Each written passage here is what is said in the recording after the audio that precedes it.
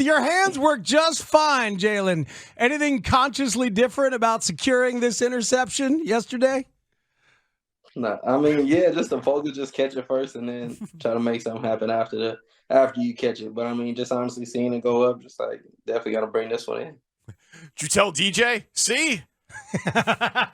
Nah, he had said something. I forget when it was, but he ended up saying something. I don't think he knows that I knew what he had said, but when he had said it, I was like, okay, I can respect it, because I mean, when somebody do something bad, a lot of people quick to say something, but when you do something good, sometimes they don't keep the same energy. So I mean, he definitely has said something back on it, talk about how I caught it. So we all good. Yeah, well, no, because yeah. To be honest, I think we snitched. Yeah, it's on us, I think, Jaylon. Because he said it. Yeah, he said it when you dropped the pick six 2 games ago or whatever. He said it that you were dropping money on our morning show, and then we, of course, told you about it. Right. But it is you're playing at such a high level right now. I don't know if this sort of thing exists for defensive backs in the NFL, but like, are you in the zone?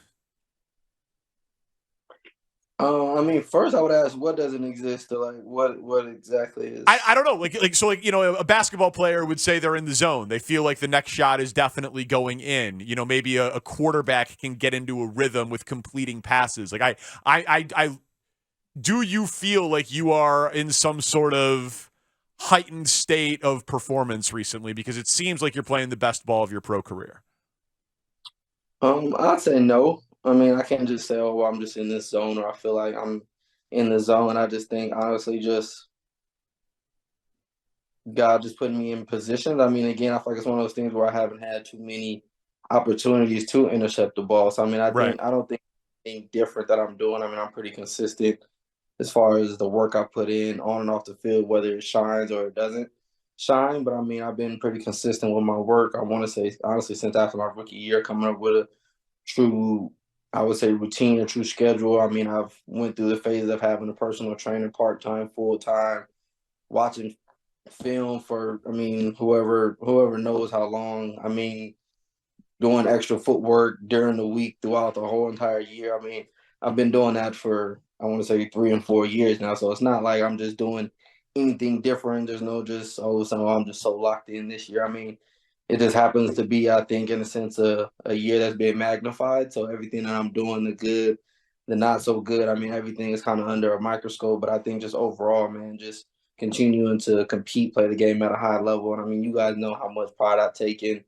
being able to go out there and shut wide receivers down. So, I mean, now being able to do that on top of taking the ball, I mean, it's everything that I've always worked for. And now it's just something that everybody in the world gets to see. Jaylon, this is a very familiar feeling if we go back decades, frankly, as a Bears fan, which is that the defense is kicking ass. It's like it's what this town is based on, and it felt really good to watch you guys play this kind of unified brand of ball and shut down a really good offense. Would you walk us through the secondary a little bit? Because I mean, we know what Brisker did, but how much was Gordon on Amon-Ra St. Brown? How much was that a group thing? Because you guys shut him down. So, and Tyreek and Terrell both played. Like, all of you guys played a role together, didn't you, yesterday? Oh, 100%. I mean, just honestly going through the week, knowing the assignment. I mean, just from the offense as a whole, I feel like it's always been a well-oiled machine throughout this entire year. I want to say they're one of the top scoring offenses. So, I mean, we knew what they had coming into it. We knew where their strong points were. We knew what their weak spots were. So, I mean, honestly, just going to the game, everybody being motivated, everybody challenging each other throughout the week, challenging each other to this game to come out here and put their best foot forward and to let their light shine. So I think just in the moment in the game, I think everybody stepped up and everybody took pride in what they were doing, took pride in covering, took pride in being physical and playing the game a certain way. So I think just overall as a unit, I think we've been able to play good. And then, of course, up front, we've been getting pressure, been getting sacked, been getting back there. So definitely making our job easy. But I think overall, man, we're just blending together. And I think we're kind of catching stride at the right time. I feel like as a defense, just truly coming together and continue to put dominant performances out there. What's your guys' secret for getting Jared Goff to give you the ball? I wouldn't say it's a secret, man. Sometimes he just happens to make some ill-advised throws or some bad reads at times. But I mean, I feel like it's no different than anybody else. I think we just happened to play them close together and happened to get some turnover and force some turnovers. So I mean, he normally was doing a good job. I think it was a time, honestly, where he wasn't turning the ball over. So I mean, That's what I'm saying. He's known for not turning the ball over, and then you guys have 5 in 2 games against him, and the knock on him is doesn't love the cold. Not that it was that's been a thing since he was back at the Rams. I remember, I think when they come up here in 2018. Yes, I think it was the last time they came up here and played. So I mean, even last year it was a pretty cold game. Last year they came up here and played. So I mean, I can't just say it is the cold or it isn't the cold. But I mean, again, we just happen to have his number this year. So, what would you say? Because I mean, a lot of people are saying since Montez Sweat has gotten here, the defense has been great. Since the secondary has been healthy, the defense has taken a step. Since Matt Eberflus took over for Alan Williams, what is the story of this defense from someone who actually knows, as opposed to us who are just watching on TV and talking about it? I would say honestly, just things gelling together. I mean, again, in the beginning, I felt like we had plenty of playmakers. I'm not going to say Montez isn't helping out. I'd be lying if I said that. I think we just weren't on the same page. Granted, we weren't healthy. Granted, we had, of course, the switch with Coach Flus and everybody kind of trying to get used to playing with each other. Everybody being on the same page. Everybody finishing. I mean, we didn't have any turnovers. Truthfully, in the beginning of the season, not too many. And then I think just as time progressed, I think we got better as a defense. We got more comfortable with Flus. We got more comfortable with each other. And then, of course, we still have some guys that were out, that were injured.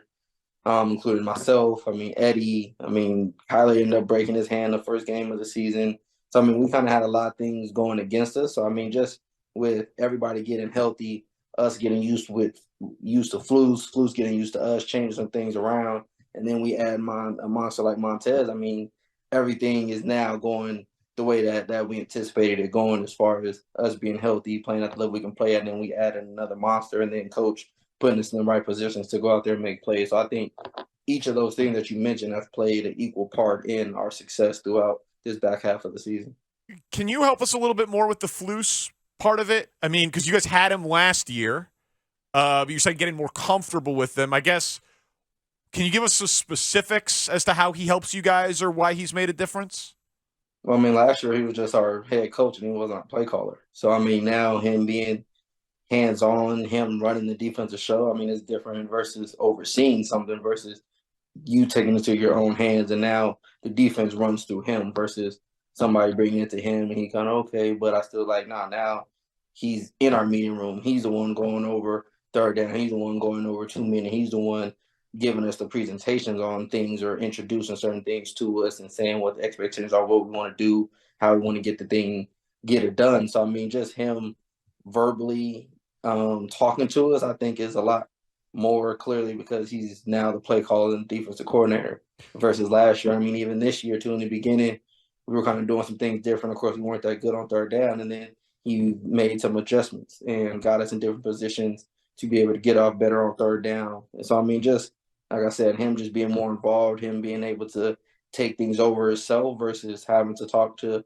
I would say, Allen and talk to the other guys to figure out, okay, what's the plan versus now he's in the middle of it and getting information from everybody else to be able to go out there and make the best calls. Jaylon, after your interception in the Vikings game, Flus, the coach, had mentioned some disconnect on the thought process for the return in terms of like trying, I think he said like trying to go down a tunnel on the sideline, if I remember his words correctly. Is that something you guys talked about after the game or in the days that followed? Are you saying you guys as in me and Flus personally or just in general? Yeah, just you and Flus or Flus and the defense as a whole? Every time we get an interception or get a turnover, the rule is try to take the ball up the numbers, try to build a wall and all those things. So, I mean, that's definitely something we emphasize. And then, so yesterday I was watching, it seemed like you were going. So what was the thought process as you got the one yesterday and started to return it? Tell us about that. We saw Eddie Jackson pointing and trying to like help orchestrate some stuff. Honestly, just catching and seeing where the crease and where the hole is and where you're most I would say most susceptible to getting a return. I mean, I caught it. I looked. I seen numbers. I mean, I seen Amon-Ra there, but I was like, I wasn't really too worried about him when I was able to see him. I mean, I felt like I was going to make him miss, and then I felt like I seen all the defense coming to build the wall. So it was okay. Let me try to get down the sideline. So I mean, in a sense, I seen Amon-Ra, made him miss, made a lineman miss, and then it was trying to, in a sense, get behind all the blockers. That's one that you're definitely supposed to intercept, right? As far as what? Like fourth down, some people just knock the ball down and then you get it back. Like I would say that's a clear you intercept it because you could return it all the way for a touchdown. Is there any argument to, it's fourth down, just bat the ball down, let it fall, and you guys get the ball back where at the line of scrimmage? No, that's not a thing in that situation. I mean, if we were talking about the end zone, right? Yeah, I mean the end zone, last play of the game, last play of the half. 40-yard Hail Mary, something like that. Yeah, I mean, what made you even ask that? Why would that listen, be? Because a colleague of ours tweeted about it, frankly, Jaylon. To be honest, yes, I thought that's what I'm saying. To me, it was just like that question. I was about to start down your IQ, but I felt like I know you a little better than that. So I was going to ask you what made you say that. Thank you. No, listen, I was defending you online. Yeah, he dunked on the colleague who brought that up. Who said it? Because they were like, well, you could lose the field position, and then you guys had a penalty on it, and we're back up. Say again? But my thing is, you can't anticipate you getting a flag after you catch the interception. That's not. I agree with you. I just don't understand what would make somebody say that. If I catch it or if I knock it down, I mean, I don't know. But I guess, I don't know. Everybody has their opinion. Okay. No, to be clear, I was asking for you to dunk on that. I get that now. I understood. Okay. It's nice that you've got a high opinion of Danny. I appreciate that. I don't, Jaylon. Hey, you know what I mean? That's not. I'm right sorry. here. Oh, you're right here. I didn't see you there. I've demonstrated a high football IQ to this man through 2 years of talking to him, and he respects it, and I demand that respect. All right, so here's another question for you. You have been very candid and honest. We're talking to Jaylon Johnson about how it's in God's hands. They can tag you. They could sign you. You're playing to be an all-pro, all of that stuff. At one point in our many conversations before that, the trade deadline had passed, you had said that you weren't like looking to reset the cornerback market or anything crazy like that. We talked to you about Trevon Diggs, who had the 6 picks last year, and you're like, I haven't done that sort of thing. Well, now you are. Now you have 4 picks, and you could have had a few more.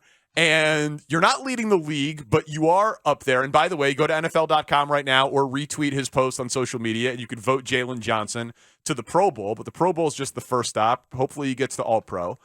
I'm curious if you still feel like you are not trying to reset the cornerback market, because I would say that your play this year is dictating that would at least be a reasonable stance for you and your agent to take.